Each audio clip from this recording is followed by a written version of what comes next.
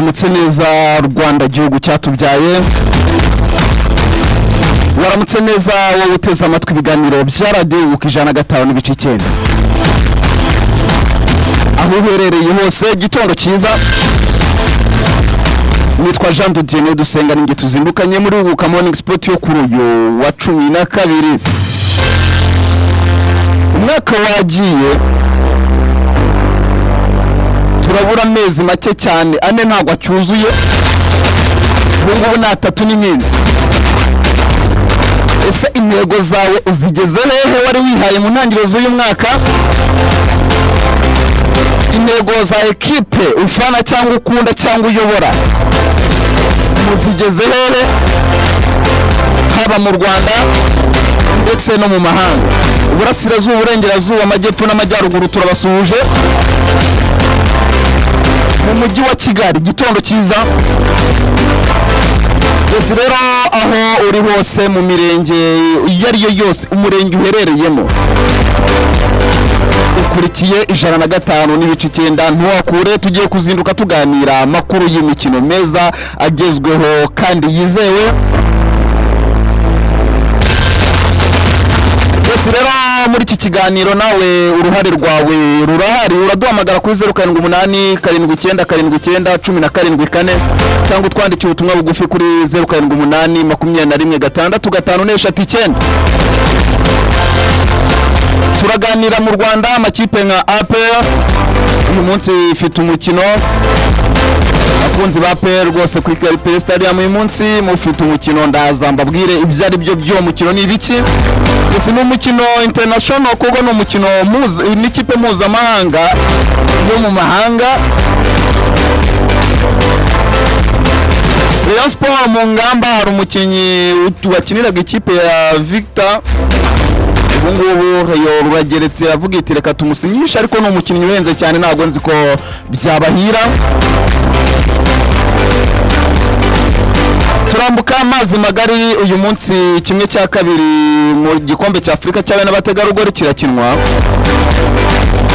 Amakipe nka Misiri yaratashe, ariko Maroc iri wayo inkoko iri wayo shondo umukara iracyarimo, turaje tubivuge. Turambuka tugiye ku mugabane w'i Burayi. Ikipe ya Arsenal uyu munsi ifite umukino, aba ni bandemo kwivugwamo. Amakipe yose mufana ku mugabane w'i Burayi by'umwihariko Arsenal, Chelsea, Liverpool, Manchester United, Man City n'andi yose turayafite uyu munsi.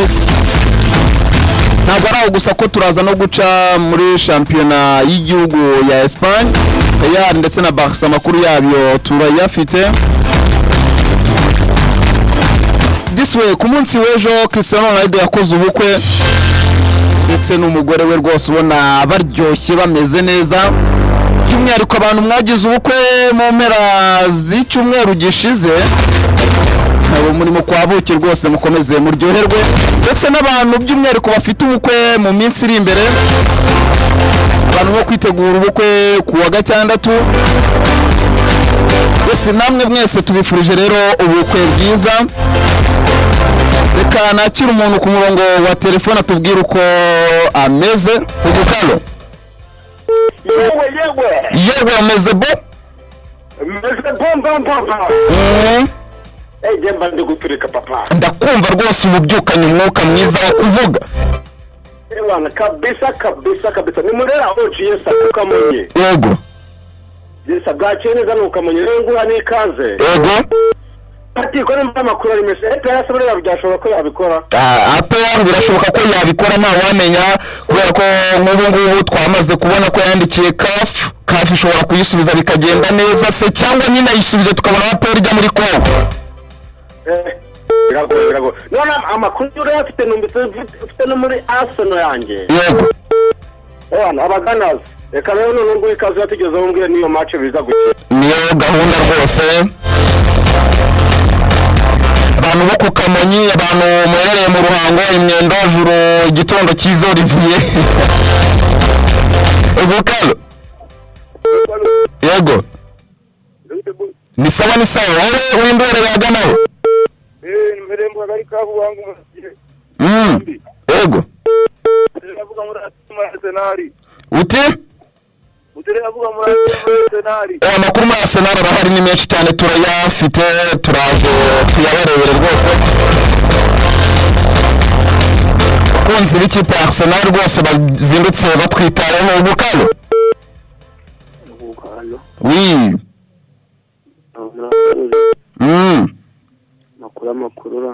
Amakuru ni meza cyane yanyu. Moyize mu murenge wa ku makarere ka Kamonyi Kagari ka Mwiru. Yego. Muciye muri reyo mu ndebere n'abakinnyi yaguze. Yego. Muciye no muri Chelsea no muri Barca. Yose turayafite. Lionel Messi kariyeri yararangiye cyangwa iracyakomeje?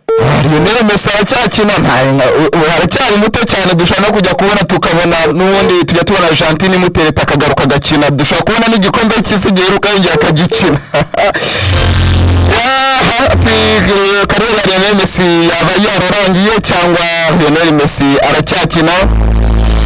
Ese umuntu wanyuma ku murongo wa telefone Bukalo? Halo. Yego. Tumeze neza namwe niko mumeze? Twani neza cyane. Ubwo ninde tuvugana uregane? Jay Paul nkamerereye mu karere ka Karongi umurenge ni Murundi. Yego abantu muherereye mu Burundi abantu bose baherereye aho muri uwo murenge wanyu mwiza cyane igitondo cyiza. Yego namwe igitondo cyiza kandi. None baruboneka ubu barabarizwa abavandimwe amakuru yabo rero ari hishe usibye yuko barimo baragenda gake ko twaramubonye nka Gilbert yaragiye. Rero nabo dushobora kubona mbere yuko amashampiyona atangira by'umwihariko ku mugabane wa Afurika hari ikipe imwe ibashimye bakayikina. Ducire muri APR turayafite. Noneho tugere no hanze udukire muri Barca yacu na City. Sawa amakuru turaje tuyababwire iyo Barca iyo Man City by'umwihariko amakuru ni menshi cyane.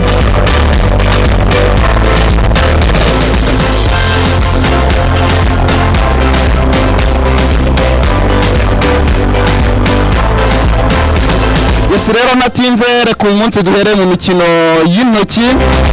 Ikipe y'igihugu muri tennis y'abagore yisanze mu itsinda B. Itsinda rigomba kuba rikina muri Côte d'Ivoire. Erubwo ni mu irushanwa rya Bija King Cup Africa Group ya gatanu. Rigomba kuba ritangira kuri uyu munsi rikarangira ku itariki 16. Rero u Rwanda ruri mu itsinda rimwe na Ethiopia, ikipe y'igihugu ya Benin, Mozambique ndetse na Lesotho, Sudan ndetse na Côte d'Ivoire. Iyi kipe rero itozwa n'uwamahoro Bimenyimana Eric izwe n'umumararungu Giselle, Twishimire Rona, Nishimwe Karine na Twishimiye Sonia.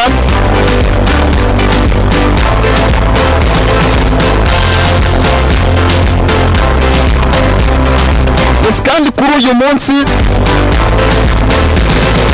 muri Petit Stade harabera imikino karundura.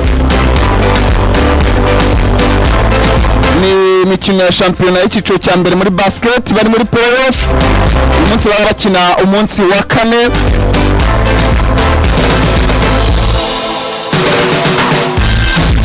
Rero ikipe ya Leg Basketball Club iraza kuba ikina na Patriot ku isaha y'isa 3 barabamanuka mu kibuga. Umukino uri buze kubanza ni APR Basketball Club iza kuba icakirana na RSSB Tigers.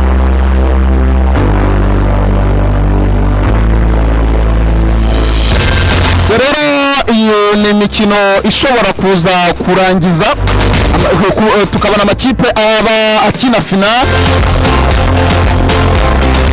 kubera ko nkahangaha ikipe ya Leg ifite imikino itatu, ifite imikino ibiri muri itatu yakinwe. Ubwo ikipe ya Patriot ifite umukino umwe, mu gihe Leg yabitsinze umukino w'uyu munsi yabitsinze imikino itatu. yavuze ko nubwo Patriote azatsinda umukino wa nyuma n'ubundi byaba birangiye ko bakina imikino 5. Rero no kuri APR niko bimeze. APR iri imbere n'imikino 2 mu gihe RSSB Tigers ifite umukino umwe. Mu gihe APR yaba itsinze umukino w'uyu munsi nayo yaza kuba igize imikino 3 bikarangira aya makipe ariyo akinnye umukino wa nyuma. Usibye yuko basketball by'umwihariko imikino myinshi tugiye tubona ya playoff amakipe ararinda na sinzi uyu munsi dushobora kuza kubona amakipe yose akora draw tukaza kubona bagize imikino 2-2 maze tukazareba amafinali aryoshye ariko nako twakabyifuje kurenza uko bagarukira uyu munsi baduheshe. Rero abantu mukunda basket uyu munsi muze kunyarukira kuri Petit Stade tike ya makeya ni 10,000.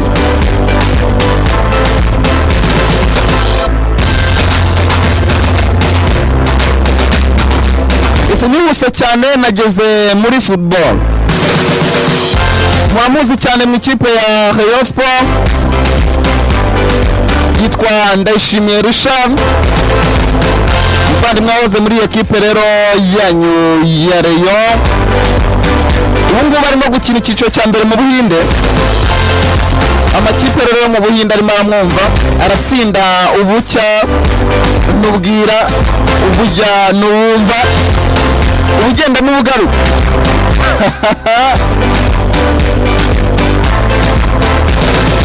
Yes rero uyu Richard arimo gukina mu Buhinde rero ibitego arimo arabitsinda umunsi ku wundi kigaragara ko nuko Rayon Sport yahombye umukinnyi wari buzayifashe mu mikino ikomeye.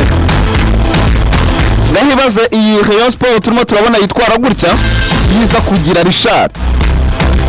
Ese abareyo Richard ni mumukumbu?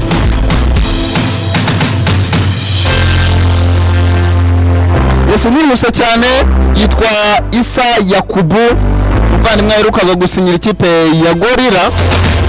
Ubungubu yaramanutse ajya iwabo muri Ghana. Ubungubu bari mu biganiro n'ikipe ya Asante Kotoko avuga ati reka ndebe ko iyi kipe y'iwacu yansinyisha nazanikina imikino ya CHAN.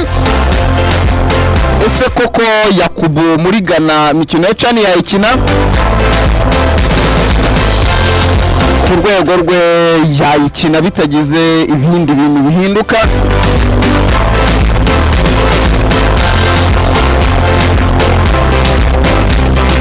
Nahoze nshimira ikipe ya Tony Football Academy Excellent Program.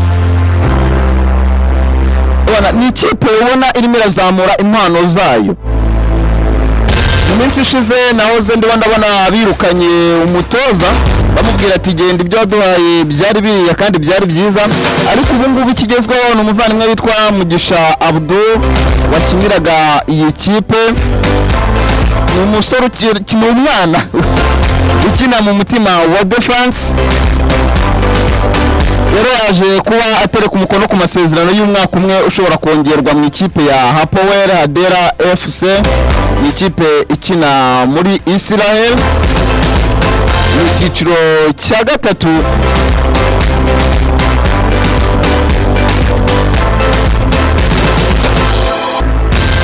Yitwa Imanishimwe Emmanuel Mangwende.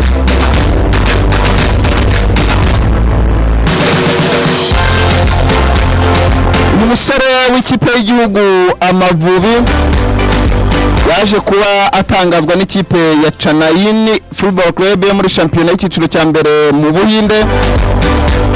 Yavuze ko yifuza kuyihesha igikombe iheruka muri 2018. Rero ni ikipe ya Chanayin FC ikomeje kwiyubaka rero ishaka kuzatwara igikombe. Ivuga iti umwaka wa 2023-2027 ntago wagenda tudatwaye igikombe. Rero bavuga ati ni nayo mpamvu turimo kongeramo abakinnyi bashya nka myugariro w'ikipe y'igihugu Amavubi.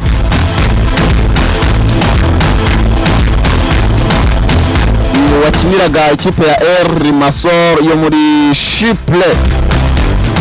Rero umutoza mukuru w'iyi ekipe Chanayin Football Club yitwa Vita Dani yavuze ko bishimiye gusinyisha Imanishimwe y'imyaka 31 kuko hari ubunararibonye afite bwafasha iyi kipe kuba yakitwara neza. Agakipe bakunda kwita The Sea Blue, inyanja y'ubururu.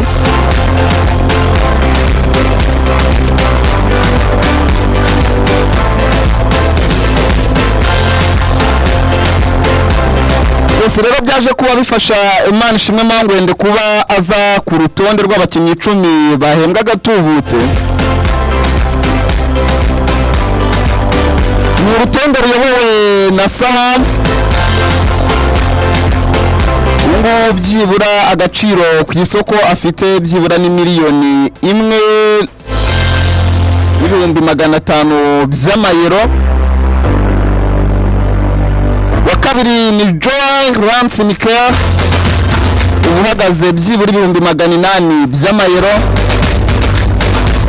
Jihad Bizimana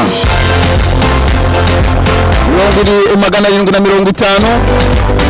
Mutsinzi Ange Jimmy, umwana we mu by'Imana hariya mu Kagigi rwose, barimo arafata nawe 700.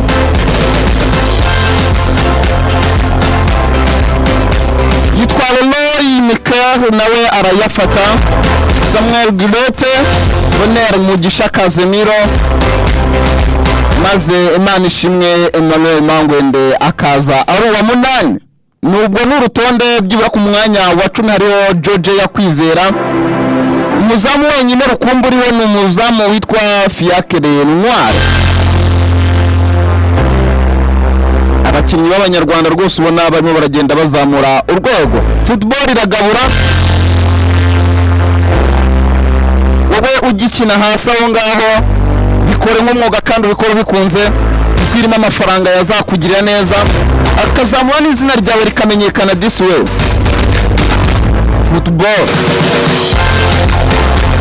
uko bibaza byibura Mangwende aho ageze, iyo ataza kugira ukuguru kwahawe umugisha, kwibaza ngo ni ikihe kindi cyari buhamugeze. Ese rero ku mugoroba w'ejo nibwo inkuru yagiye hanze ko urwego rw'igihugu rw'ubugenzacyaha RIB rwemeje ko rwataye muri yombi Shemangoga Fabrice, usanzwe ari perezida wa Ferwafa. Umuvugizi wa RIB Dr. Murangira Thierry yaje kuba atangariza ikinyamakuru Igihe ko uyu muvandimwe Ngoga Fabrice Shema akurikiranyweho icyaha cyo gutanga sheki itaziganiye. Kuri ubu ngubu Shema Ngoga Fabrice afungiye kuri sitasiyo ya RIB ya Kicukiro mu gihe iperereza rikomeje kugira ngo dosiye ishyikirizwe ubushinjacyaha.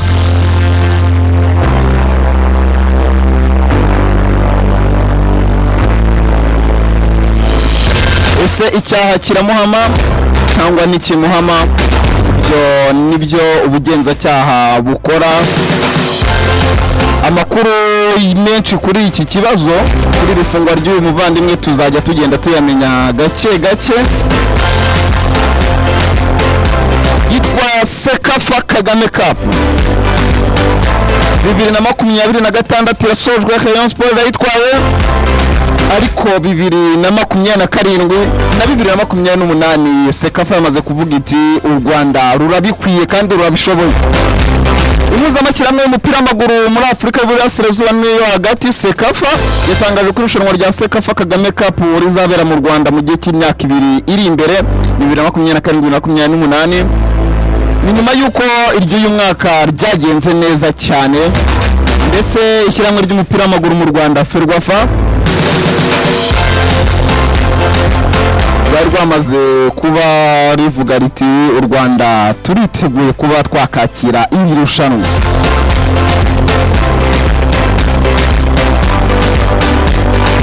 Nyuma y'uko ari mu Banyarwanda bahembwa gatubutse, ndetse isoko ryabo mu makipe bakinamo riri hejuru y'iry'abandi, yitwa Joy Lance Mikel, tayari umunyarwanda yamaze kwisanga muri Europa League. Ikipe kimwe yitwa Sabayo muri Azerbaijan yaje kuba igera mu ijonjora rya nyuma rya UEFA Champions League. aho izahura n'izakomeza hagati ya FK Crvena Zvezda na Hapoel Beersheva. Noneho izakomeza izahita ijya mu makipe 36 agomba kuba akina UEFA Champions League. Byumvikane ko bagomba kuba bakina imikino ya UEFA Champions League y'uyu mwaka. Tayari ikipe itanakomeje ubu ngubu ahangaha iri yakina UEFA Europa League. Ubwo ni mu mukino waraye uyihuje n'ikipe ya IGF yitwa Sabah Football Club, iza kuba itsinda ibitego 4-0. Igitego cya mbere cyaje kuba gitsindwa n'umuvandimwe witwa Simic ku munota 59, yitwa Sorvet ku munota 67, Leroy Mikel Jacques aza kuba aterekamo ku munota 79, yitwa Severina izina ry'abari n'abategarugori ariko uyu mujeni ntiyaje kubyitara avuga ati ku munota 89 mbere yuko umukino urangira reka nterekemo icyo bita fozeho kwa katrezeho. Gusa rero mu myiteguro y'imikino nyafurika ikipe ya Rayon Sport igomba guhagararira u Rwanda muri CAF Confederation Cup, APR igahagararira u Rwanda muri CAF Champions League. Iyo Rayon Sport igomba kubihagararira u Rwanda muri Confederation nyuma yuko ibonye ibintu iyi kipe ya Gor ikora, by'umwihariko abakinnyi bayo yaje kuba rero ivuga iti reka tuze kubaza hari ahantu muri Gor twumva ibyo ari.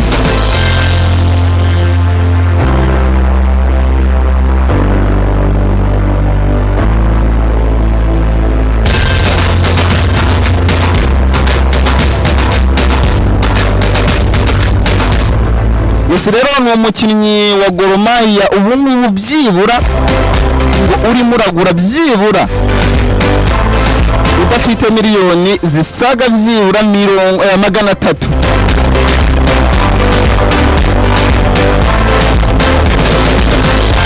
Ntago wemerewe kuba wamukora mu ikipe ya Gor Mahia.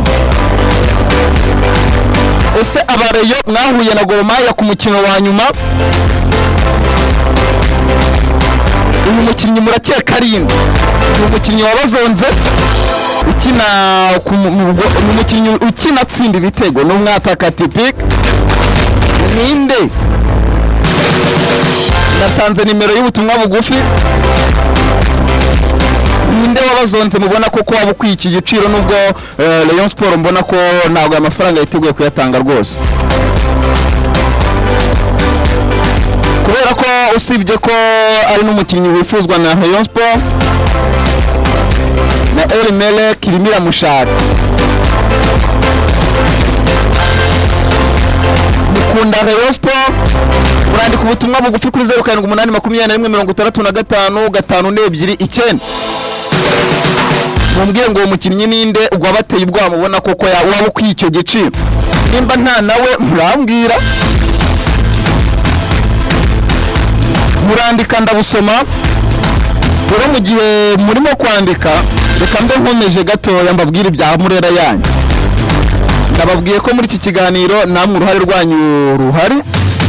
Ese rero iyi kipe igomba kuba icakirana na Rayon Sport muri CAF Confederation Cup, ikibazo cy'ubukungu rwose kirimo kirabagonga. Iyi kipe mu mukino wa kimwe cya kane cy'igikombe cy'igihugu, iyi kipe ya Panther yasezereyemo ikipe ya Colombe DC yari ifite abakinnyi 13 gusa ku rupapuro rw'umukino. Byibura yari ifite abakinnyi 11 bagomba kubanza mu kibuga n'abandi 2 bonyine.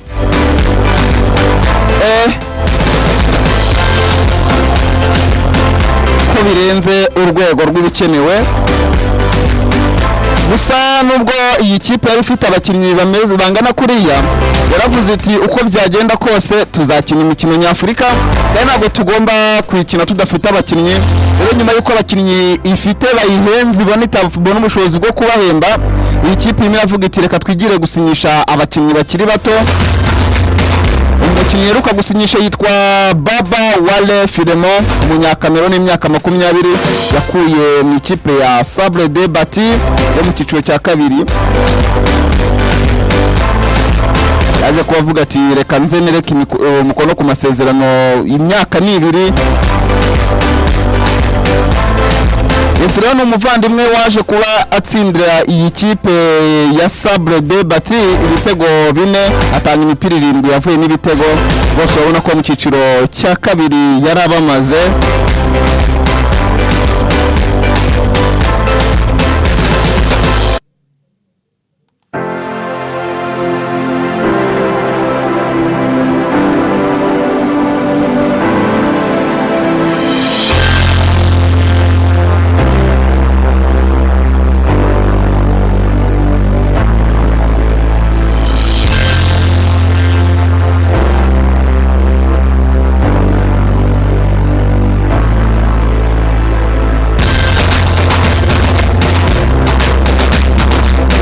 Cyane rero nkomeza kipe ya APR nayo irimo irashaka kuvuga iti reka turebe ko twazagiraho tuva naho tugera.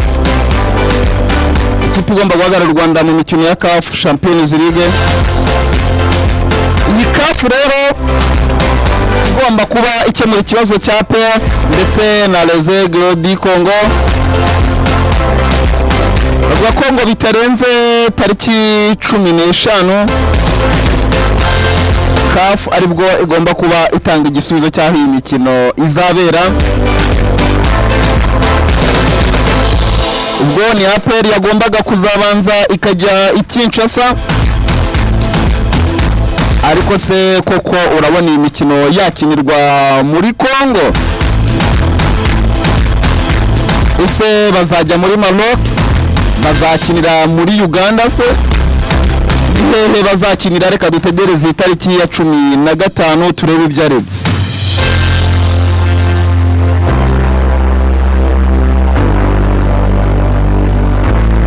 Ese rero kuri uyu munsi kipe ya APR iraza gukina umukino wa gicuti. Ese ni ku isaha y'isa 9 abantu muherereye mu mujyi wa Kigali, abari mu nkengero zawo, abakunzi ba APR, uyu munsi saa 9 muze kuba rwose mwageze kuri stade ya Kigali Pele Stadium. Ikipe ya APR iraza kuba yakira ikipe ya Matare United yo muri Kenya. Rero usibye VIP na VVIP, ahasigaye hose ni ubuntu ukagenda ukirebera match. Iyi ni APR yatanze ubunani butaragera, rwose mugende murebe APR yivuguruye pe. Muri rimwe irakina umukino utandukanye n'uwo yakinaga muri Sekafa.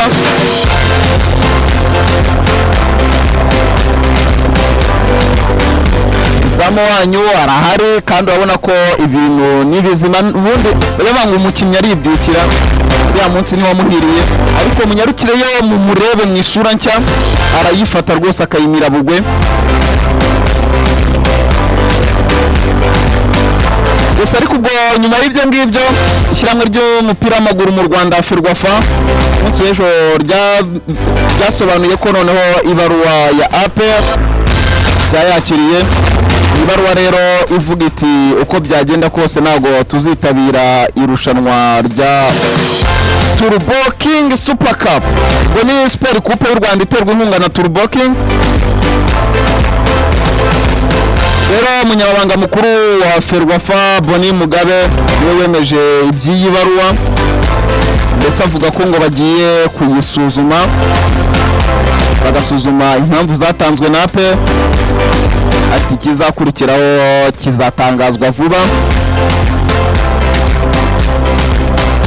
Ese rero mu mpamvu APR yatanze yagaragaje ko ngo itigeze imenyeshwa mbere y'uko ubwo byanga bikunda yagombaga kumenyeshwa iti irushanwa turashaka ko rizakinwa gutya na gutya gutya na gutya kuko rirahindutse. Ati mbere y'uko rero hafatwaga umwanzuro w'uko irushanwa rizakinwa n'amakipe ane, ubundi Super Coupe Rwanda yajyaga ikinwa n'amakipe 2, Super Cup rero y'uyu mwaka izakinwa n'amakipe 4. Kiyovu Sport, Rayon Sport, APR n'ikipe ya Police.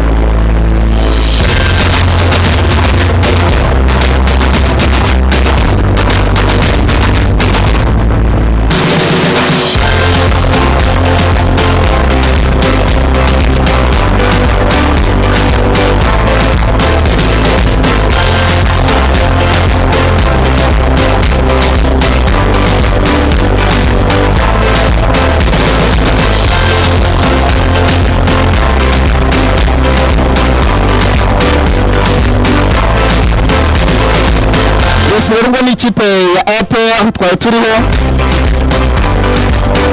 ni mugabo avuga ati kizakurikiraho rwose tuzakibamenyesha vuba. Bakibaza ngo ese ikipe ya APR titabiriye Super Cup ni byagenda gute? Ese koko irushanwa bayisubira ku makipe abiri? Ni Ferwafa yaba itsinzwe? Ese ryakinwa na 3 cyangwa haza ikipe igomba gusimbura APR? Ariko nanone wakibaza ngo Super Cup itagira ikipe yatwaye igikombe cya shampiyona yo ni Super Cup imezite? Byose reka turebe ko Ferwafa izatanga umucyo kuri iki kibazo, cyangwa bikunda niyo igomba kugena ikizakorwa. Rero Super Cup bya biteganyijwe ko igomba gutangira ku itariki 22 ni kuwa gatandatu utaha. Usibye ejo bundi tugiye kujyaho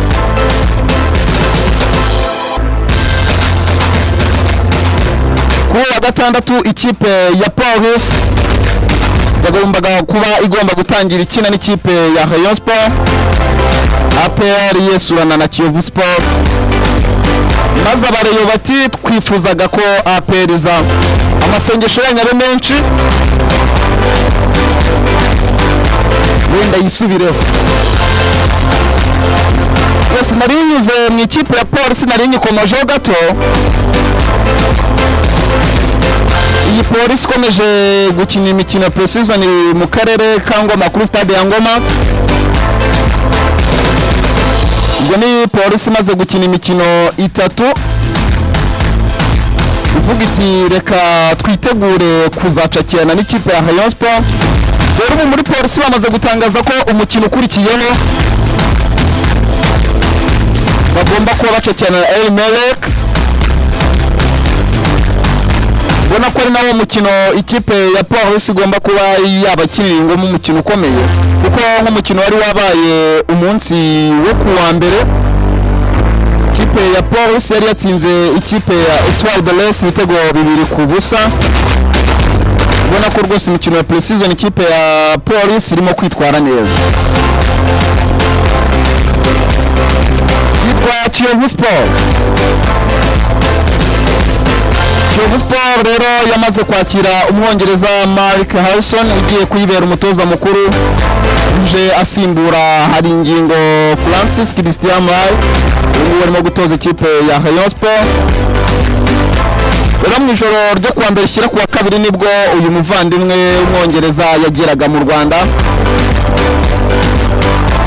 Umutoza w'imyaka 65 uzungizwa na Omar Rubangura avuye muri Rutsiro.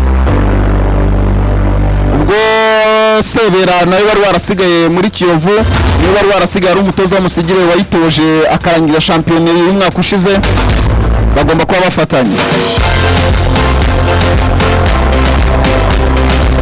Ku mugabane wa Afurika ikipe ya Yanga Sport Club yasinyishije Rutahizamu Selemani Mwalimu wari usanzwe ari umukinnyi wa Wydad Casablanca.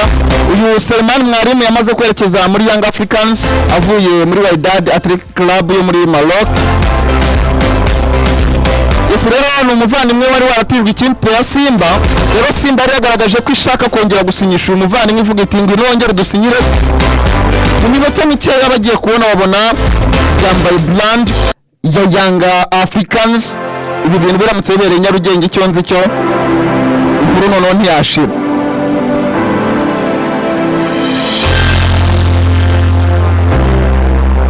Uyu Selemani ucitse ikipe ya Simba niwe wari watsinze penalty yatumye Simba itwara Mahungo Cup, kandi ubwo n'ubundi yari yayitwaye itsinze Yanga mwaka ushize wa shampiyona. Wese rero ikipe ya Zamu yarimo gukorera pre-season hano mu Rwanda. Torolai Benga ukwanga umutoza w'umukongomani yamaze kuvuga ati uko byagenda kose nta wundi mukino wa gicuti tuzakinira hano mu Rwanda. Ni ikipe igomba guhaguruka mu Rwanda uyu munsi yisubira iwabo muri Tanzania. Rero mu mikino bakiniye Kigali yakinnye na Gorira irayitsinda ndetse iza kubinganya na Gasogi United ubusa ku busa. Ku mugabane wa Afurika Misiri ikomeje kwandika amateka muri handball, by'umwihariko y'abagore ikipe yabo y'abaterengeje imyaka 18 yaje kubisoreza ku mwanya wa kane muri shampiyona y'isi yabereye muri Romania. Iba n'ikipe ya mbere yo ku mugabane wa Afurika igeze muri iyi mikino, ndetse kugira ngo n'ukuntu ino Misiri ikomeye, abakinnyi bayo babiri baje kuba batoranywa mu ikipe y'umwaka muri handball ku rwego rw'isi utagira ngo. Inkuru y'akababaro muri Nigeria yitwa Katsina United. Ikipe rero yo muri Nigeria yatangaje ko umukinnyi wayo mushya witwa Chinedu Ozoho yapfuye nyuma yo kugwa igihumure mu mukino yari arimo arakina ku mugoroba w'ejo. Uwo ni umukino wa pre-season bakinaga. Yitwa Jibril Siala wakiniraga ikipe ya Al Ahly Benghazi, yaje kuba avuga ati reka joining ikipe ya Azam Sport Club yes, rero yaje kuba asinya amasezerano azamugeza muri 2028, avuga ati reka nisubire mu rugo i Benghazi mabi. Nambutse amazi magari uyu munsi ku isaha y'isa 3 z'ijoro, Aston Villa ndetse na Paris Saint-Germain baraza kumanuka mu mikino ya UEFA Super Cup. Umusifuzi mpuzamahanga w'umunyasomalia yitwa Omar Artan niwe ugiye kuba aca impaka, niwe ugiye guca urubanza araramye rwose, niwe musifuzi mukuru w'uyu mukino. Rero umuvandimwe wabaye kimenya bose nyuma yo kwangirwa kwinjira mu gikombe cy'isi kubera visa, aza no kuba asifura umukino Rayon Sport yatwayemo igikombe cya Sekafa Kagame Cup, itsinze Gor Mahia ibitego 2-1. Rero n'ugiye kuza guca ku mateleviziyo hafi ya yose y'isi yose asifura uyu mukino wa Super Cup. Ubwo Paris Saint-Germain yatwaye Champions League na Aston Villa yatwaye Europa League. Ku munsi w'ejo Cristiano Ronaldo yakoze ubukwe.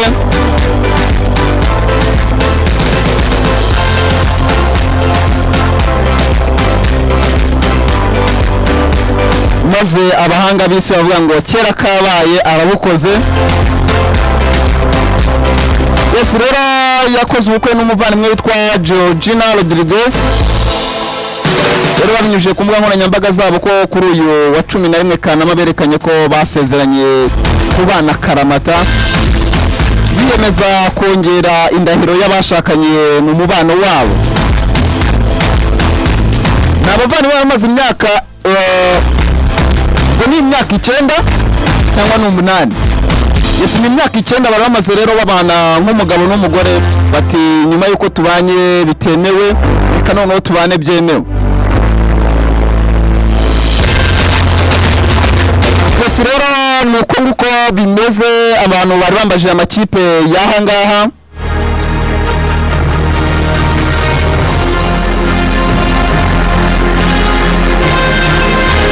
Yitwa English Premier League,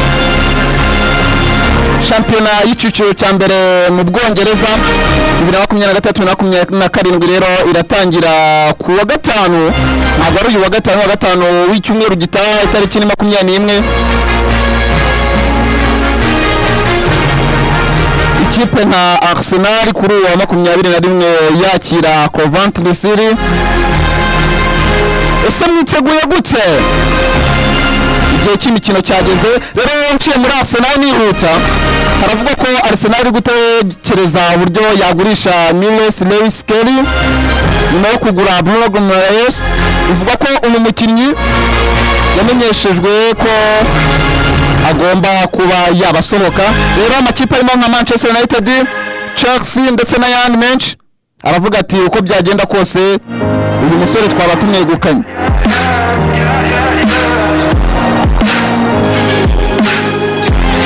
Ese nyine mu ikipe ya Arsenal hari maka ko umuvandimwe witwa Martin Zubimendi nyuma yuko amakipe nka Chelsea na Real Madrid amwifuje. Abasesenguzi benshi bavuga ko ikipe ya Arsenal ikwiriye kumugumana kuko yagira ikintu ayifasha. Ese nkaho umufana wa Arsenal Zubimendi agume, ese hari icyo ayimariye? Ni Arsenal uyu munsi ifite umukino na Como uwo mukino rero uzaba ari ukugaruka kwa Cesc Fabregas agaruka kuri Emirates, yahaciye nk'umukinnyi none agiye kuhaza nk'umutoza. Ese rero ntekereza ko Bruno Guimaraes aza kuba nawe umukino wa mbere agaragaramo muri equipe ya Arsenal. Cye muri Chelsea nihuta yitwa Philip Jorgensen yatijwe muri Strasbourg. Chelsea yemeje ko umunyezamu Philip Johnson yerekeje muri Strasbourg bagiye kunizanya y'umwaka umwe. Uyu mukinnyi rero yaje kuba ava muri iyi kipe yitwa Mikael Madrid nyuma yuko yari yarahanwe umunsi w'ejo yagarutse mu myitozo nyuma y'amezi agera kuri 20 adakina kubera ibihano. Rero ikipe ya Chelsea yiteze ko uyu muvandimwe agomba kuza akayifasha, ese wakibaza ngo nyuma yo kumara aya mezi ari cyo zamara ikipe ya Chelsea. Yitwa Enzo Fernandez, ikipe ya Manchester City yacyavuga iti turagukeneye cyo byasaba cyose. Rero Man City yagaragaje ko ifite inyota yo kuba yasinyisha Enzo Fernandez, gusa ikipe ya Chelsea iravuga iti ntabwo uyu muvandimwe twamurekura kereka byibura habonetse amafaranga byibura atari munsi ya miliyoni 120 z'amapawundi. Ibyo wabikora simuzi. Abakunzi ba Man mwaramenye ko Rashford bamaze kumuha nimero 14. Uyu munsi ikipe ya Manchester United ifite Leeds mu mukino wa gicuti.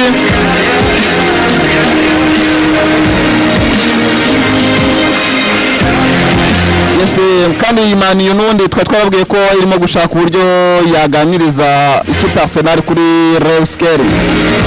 Liverpool nihuta cyane bayoka ati turagushaka ngwino musore wa Paris Saint-Germain. Rero sinzi nimba hangaha bizakunda ko Paris Saint-Germain avuga iti ntago twakurekura. Ku munsi w'ejo twaramubonye Araujo mu myitozo avuga ati ko byagenda kose rero iyi kipe ngomba kuba nyayo cyane.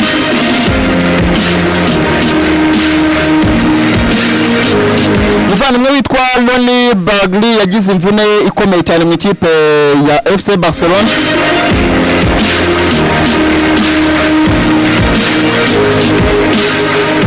Rero ngira ngo amasaha nuko agenze.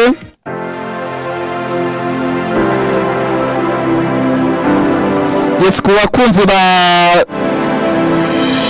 Real Madrid uyu munsi ikipe ya Real Madrid iraza gukina n'ikipe ya Deportivo La Coruna. Yes, rero ikipe ya Real Madrid yaje kuba itangaza abakinnyi bagomba kuba bakina uwo mukino barimo Vinicius Junior, Federico Valverde, Eduardo Camavinga, Arda Güler, Bernardo Silva, Alexander Arnold, Ben Hudson, gusa Kylian Mbappe, Bellingham, Chouameni na Konate na Cucurella nago bari buze kuba bagaragara muri uyu mukino.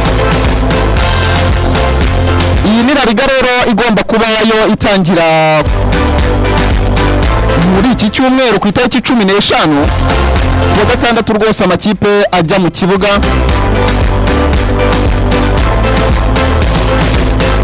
Kugira ngo nuko twaba dusoje nakira umuntu ku murongo wa telefone dusezera dutaha. Ugukano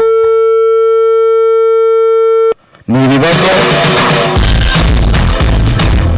Ugukano Allo. Yego. Tato Aregisi. Yego. Ya kipe yanyu ndabona iyo agatwara. Ubwo ni yihe? Aston Villa bana kuri Super Coupe biza gukora akantu. Rero ngira ngo nuko nguko ibintu bimeze rero abakunzi ba Aston Villa Visit Rwanda, abakunzi ba Paris Saint-Germain, Francisco kubw'Imana rwose kuri ba igitondo cyiza ndabizi ko ikipe yawe hari igihe bayiniga. Nanjye ndumva nabifuriza rero umunsi mwiza. Navuga ni always somewhere. Thank you. Twabanye ni Jean de Dieu dusenga rero umunsi mwiza. Ibiganiro bya radio gukabize kubanogera.